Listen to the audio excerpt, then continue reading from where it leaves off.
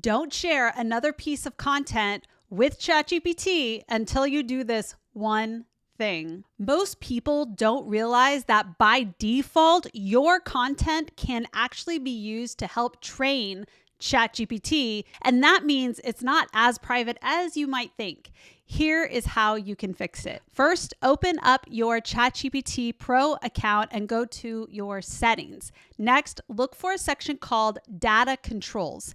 Inside there, you'll see an option that says Improve the model for everyone. If that switch is turned on, it means your content is being used to train ChatGPT's models. That's great for OpenAI, but it's not great if you want your content to stay private. So what you need to do is simple. Turn that switch off. Once you do, your conversations will no longer be used to train ChatGPT.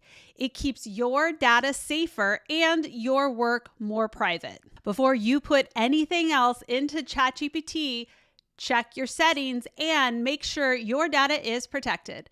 If you found this video helpful, you know what to do.